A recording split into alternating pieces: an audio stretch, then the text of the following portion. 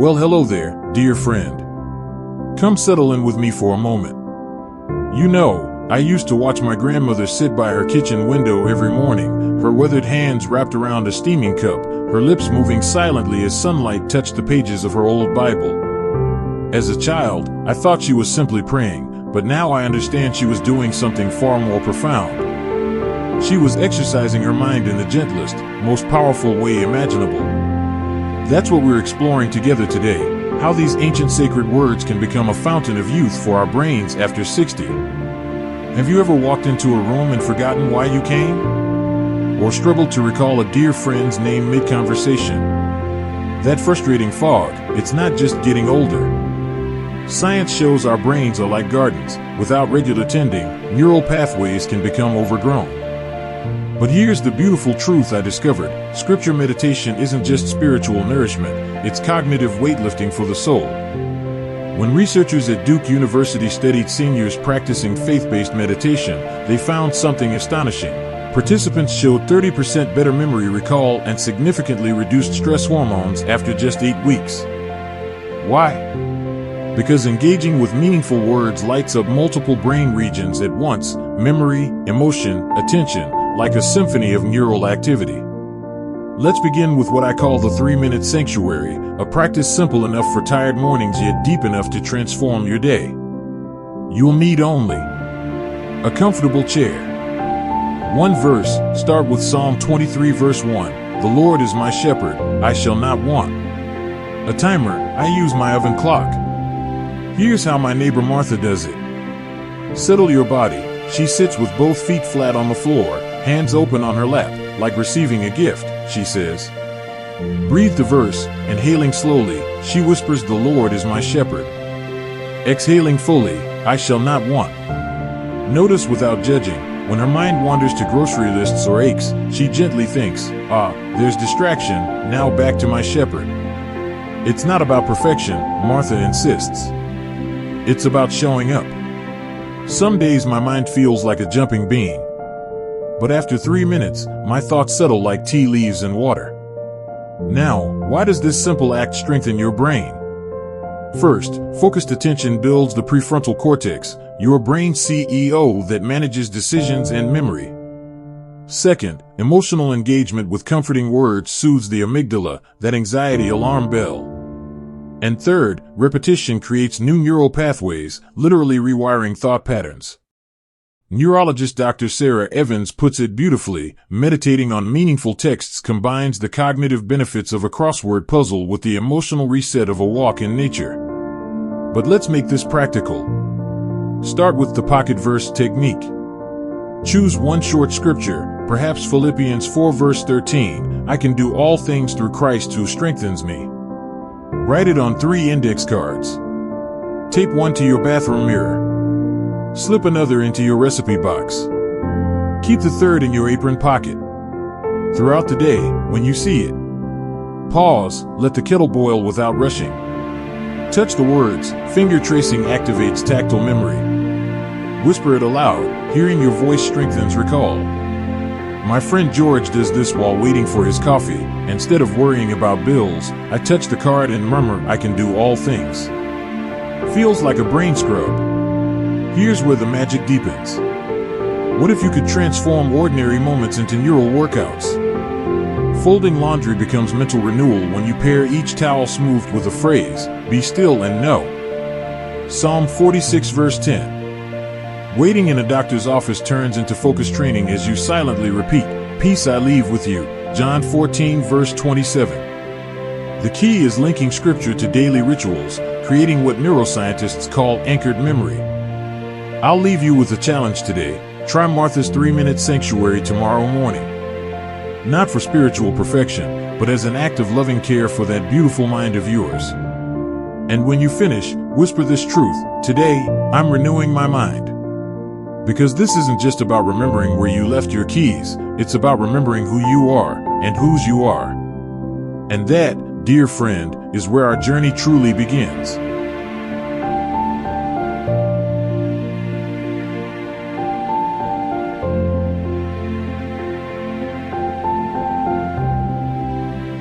Well, hello again, my friend. I've been thinking about you since we last talked, wondering how those 3 minutes with the shepherd felt when you tried them. Did your mind jump around like a startled cat like mine did the first time? Or maybe you felt that sweet stillness Martha described. Either way, I'm so proud of you for showing up. Because here's what I've learned. Just like strengthening our bodies, the real magic happens when we move beyond those first stretches into deeper practice. Today, we're going to turn those gentle neural sparkles into a full symphony, and I promise, it's simpler than learning that new TV remote your grandkids set up. Remember Evelyn from Tennessee? She wrote to me after trying Psalm 23, tried the 3-minute sanctuary. Afterward, I remembered where I'd put my reading glasses for the first time in weeks. Small miracle. But then she added something raw and beautiful. Next morning, total chaos, my arthritis flared, the dog barked, and all I could think about was my overdue bills. Felt like I'd failed. Oh, how I nodded when I read that. Because here's the sacred secret nobody tells you, those interruptions aren't failures, they're the weights in our brain gym.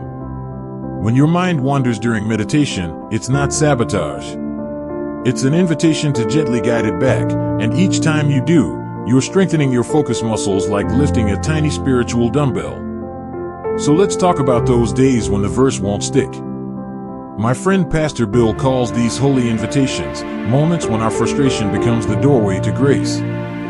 Last Tuesday, I sat down with Philippians 4 verse 6, "Do not be anxious about anything," and immediately started worrying about my daughter's flight. Instead of scolding myself, I did what neurologists recommend. I named it. Softly aloud, I said, there's the airport worry. Then I imagined placing it in a drawer labeled later. That simple act, acknowledging without judgment, shifts your brain from stress mode to problem-solving mode. Try it now with me. What distraction tugs at you? Name it gently. There's the garden weed / doctor appointment / empty pantry. Feel how your shoulders drop. That's your amygdala powering down. Now breathe your verse again. Every time you do this, you're building what scientists call cognitive flexibility, the very skill that keeps minds nimble. Now, let's add strings to our symphony with the 4-question method for when a verse feels too complex. Take Romans 12 verse 2, "Do not conform to the pattern of this world, but be transformed by the renewing of your mind." Perfect for brain exercise. Here's how my Bible study group explores it. 1. What's one word that shimmers? For me, renewing, it feels like spring cleaning for the soul. 2. What's the opposite of this promise? If I'm not renewed, I stay stuck in old ruts. 3. Where did I see this yesterday? I recalled stubborn thoughts about my stiff knees, pattern of this world. 4. What's one tiny yes? Today, I'll renew my mind by swapping one worry for gratitude. This is an analysis, it's neural cross-training. Question 1 lights up your visual cortex. Question 2 engages logic centers. Question 3 fires episodic memory. And question 4? That's your prefrontal cortex building new pathways. We're not studying scripture here, we're dancing with it. But what about the days when focus feels impossible? That's when we borrow from breath prayers, an ancient practice with modern neuroscience backing. Try this with John 14 verse 27, "Peace I leave with you." Inhale slowly through your nose, 4 counts, whispering peace. Hold gently, 2 counts, thinking, "You give me." Exhale fully through your mouth, 6 counts, sighing, "Your perfect peace." Why does this work? Long exhales trigger your vagus nerve, the body's natural calm button. And syncing breath to scripture creates what researchers call a dual anchor, making recall 50% stronger. My neighbor Roy uses this at physical therapy.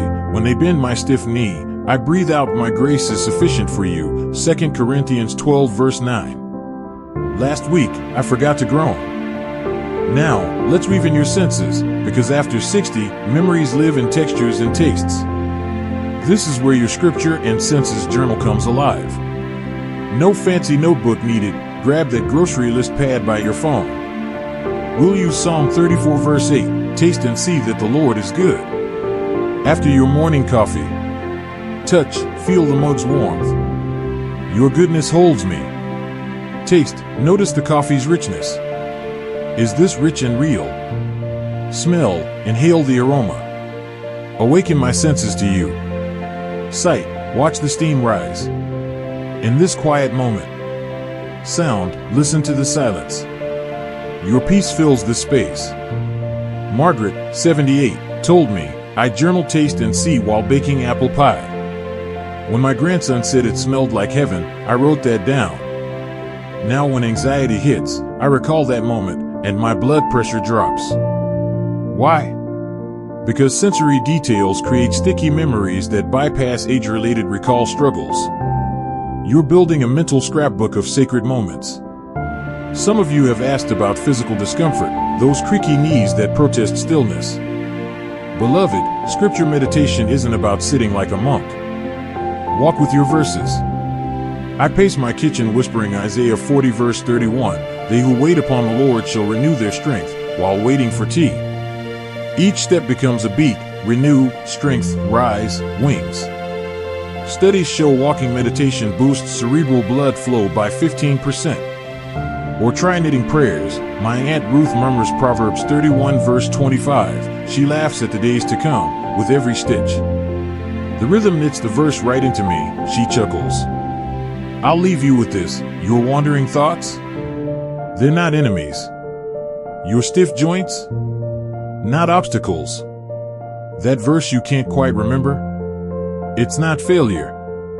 These are the weights and the resistance bands in your brain's gym. Every gentle return to the word is a rep for your hippocampus. Every breath prayer is a stretch for your frontal lobe. And every sensory journal entry? That's engraving grace into your neural pathways. So this week, when life interrupts your quiet time, smile and say, there's my next holy invitation. Then come back, not with frustration, but with the tenderness you'd show a grandchild learning to walk. Because each return is a miracle of renewal. Until next time, dear friend, may you breathe deeply, notice fiercely, and remember this above all, you're not just exercising your mind. You're being transformed.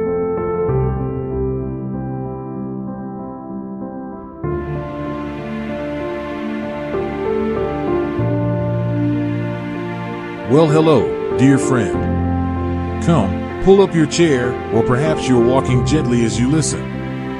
That's perfect too. Isn't it something? When we began this journey, we were simply exploring a quiet 3-minute practice. And now, look how far we've come together. Like Arthur from Florida shared after trying his census journal, started with coffee and Psalm 34. When I spilled it, I almost cried, then laughed writing, taste and see, even in messes. Oh, how that captures it. This isn't about escaping life's spills and stumbles, is it? It's about discovering how every ordinary moment, yes, even the messy ones, can become holy ground for strengthening our minds and spirits. Today, we weave all we've learned into the beautiful tapestry of your daily life, creating neural pathways of grace that last. Remember how we started with anchoring verses to simple moments? Now, let's expand those anchors into what I lovingly call laundry liturgies and supermarket psalms. You see, neuroscientists have discovered something wonderful. Routines done with mindful intention create powerful habit loops in the brain. My friend Helen, bless her 82 years, showed me this. As she folds each towel now, she doesn't just murmur "be still and know." She engages fully. Lift the towel, you lift my burdens. Psalm 55 verse 22. Shake it out, shake off every worry. Hebrews 12 verse 1 paraphrased. Fold corner to corner, make me whole. Psalm 147 verse 3. Smooth the creases, peace, be still. Mark 4 verse 39. It's not about perfect folds, Helen winks, but about my mind unfolding peace. And here's the science. Pairing physical actions with meaningful words creates a kinesthetic memory far stronger than rote repetition. Each motion becomes a neural cue, lighting up motor cortex, language centers, and emotional regions simultaneously. That's brain training disguised as housework. Now, let's take this out into the world. Supermarkets can feel overwhelming, can't they? Bright lights, choices, that nagging sense you've forgotten something. Perfect territory for aisle altars. Try this next time. Produce section, color the earth is the Lord's, and everything in it. Psalm 24 verse 1, notice the red of an apple, the green of celery, name the colors silently. Visual focus calms the anxious mind. Dairy case, waiting they that wait upon the Lord shall renew their strength. Isaiah 40 verse 31, breathe slowly as the person ahead searches for coupons. Waiting becomes strengthening. Checkout line, gratitude, give thanks in all circumstances. 1 Thessalonians 5 verse 18, find one thing to be thankful for, the cashier's smile, the weight of provision in your cart. I used to dread grocery day, writes Ben, 76. Now I see it as my faith fitness center. Last week, I remembered my list without retracing my steps 3 times. Small victory, huge joy. That's neuroplasticity in action, building new pathways where frustration once lived. But what about those moments when worry strikes hard, the midnight anxieties, the doctor's waiting room dread? This is where we employ the rescue verse ritual. Choose one short, potent scripture as your emergency neural reset button. Mine is Joshua 1 verse 9, be strong and courageous. Do not be afraid, for the Lord your God is with you wherever you go. Here's how to make it stick. Write it by hand 7 times on a small card. Handwriting activates memory centers deeper than typing. Record yourself saying it slowly on your phone, or ask a grandchild to. Hearing a familiar voice adds emotional anchoring. Place copies strategically, medicine cabinet, car visor, inside your wallet next to your ID. When fear flares, stop. Touch the card. Whisper it aloud twice. Then breathe it in rhythm, inhale be strong. Exhale, and courageous. Why does this work so well? Intense emotion creates strong memories. Pairing your chosen verse during moments of stress builds a neural association. This feeling triggers this truth. Soon, the verse itself becomes the calm. It's my brain's first aid kit, says Louise, 79, who keeps hers with her heart pills. Now, let's talk about nighttime, not just for rest, but for sacred memory consolidation. Sleep is when our brain replays the day's learning, strengthening neural connections. We can harness this.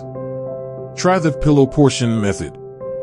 15 minutes before bed, sit comfortably with one short verse, e.g., Psalm 4 verse 8, "In peace I will lie down and sleep." Read it slowly 3 times aloud. Close your eyes. Imagine writing it on a blackboard in your mind. Erase one word at a time, whispering the whole verse after each erasure. As you settle in bed, recall the verse just once. Lord, seal this truth in my mind as I sleep. Studies at Harvard show that information reviewed just before sleep is retained 20 to 30% better. You're literally inviting God to work on your brain's night shift. I've struggled with insomnia for years, shares Miriam, 72. Counting sheep never helped. Counting scripture? Now I often drift off before finishing the verse. But perhaps the most beautiful weaving happens when we share these threads.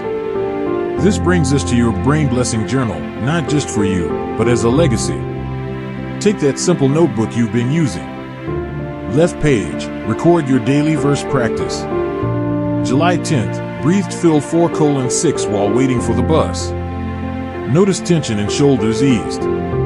Right page, write a brief blessing for someone else, inspired by the verse. For my grandson facing exams, may you know God's peace guarding your heart and mind today. Here's the profound double benefit, recalling how the verse helped you strengthens your autobiographical memory.